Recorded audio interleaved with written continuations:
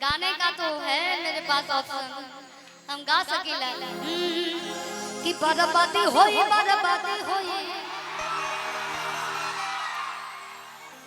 बाकी शादी होई मोर तोरे से।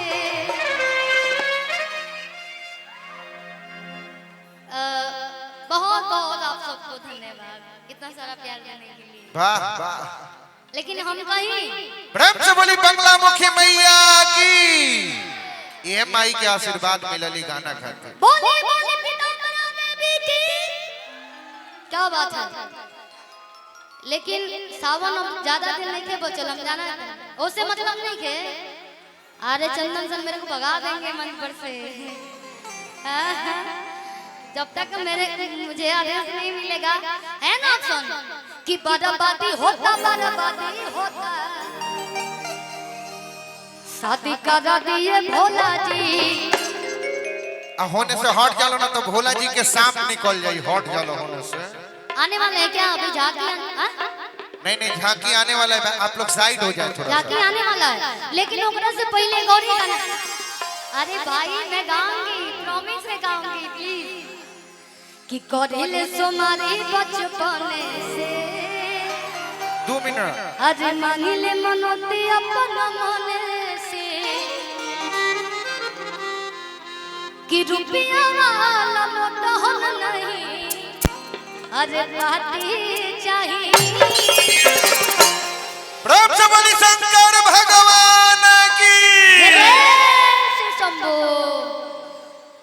कि रुपया वाला मोटा होना नहीं, अरे पार्टी चाहिए। कि बोले भोजपुरी दुल्हा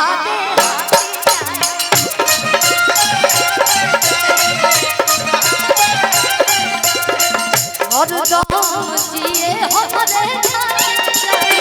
दुल्हा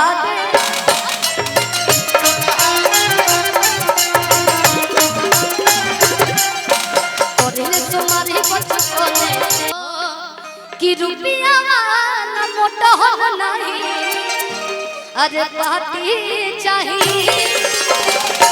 कि बोले भोजपुरी दुल्हा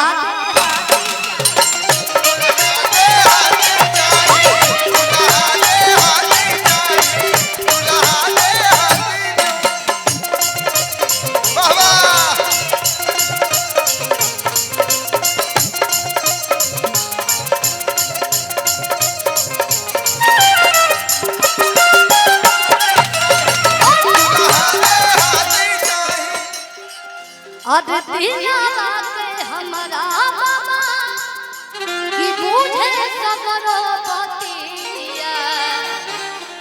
ये आप सब पे भी लागू होता है।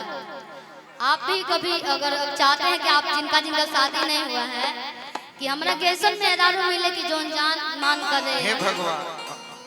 रारू शादी नहीं के बोल का हाथ मत उठाइए, आपका नहीं हाथ कि दिलावा के हमारा बाबा और बुझे सबरो बतिया। कि साफ सुथरा छबियो करनी मने रहे। हे शंकर भगवान हमरो मुड़ी पर साक्षात आजा गंगा जी नियर हम बान। और एक लाइन बताई कि अरे चंदन के जैसे लाना, अरे डाटी चाहिए। कि अरे बोरजेस के जैसन लाना, अरे डाटी चाहिए। कि गोलू के जैसन लाना। और हमारे नंदन सर नंदन भैया कि अरे नंदन के जैसन लाना, अरे डाटी चाहिए। डांटी मतलब समझ में आता ना। ये चारों भाई को धीरे धीरे नाम रख दीजिए। चंदन नंदन। अरे एगो हमार भजन बाटे भोलेनाथ जी के कि जवन महाजा भोला जी के हर बंधन में बा। क्यों महाजा कहा भोला नंदन में बा। कि जवन महाजा भोला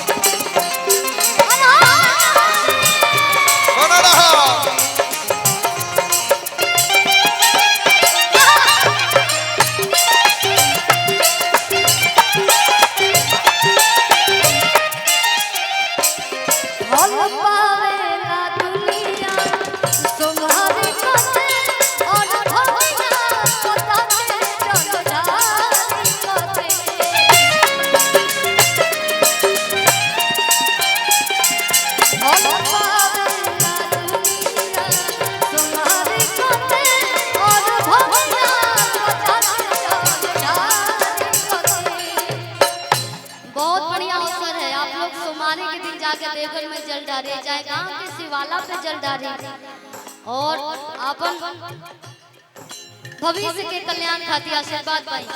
एने चंदन भैया जवन माता तिलक लाल चंदन में बा, जवन माता तिलक लाल चंदन में बा, ओ माता चंदन में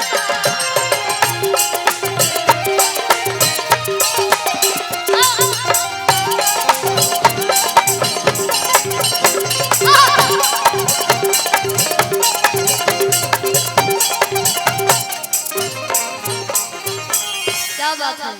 बहुत बहुत खूब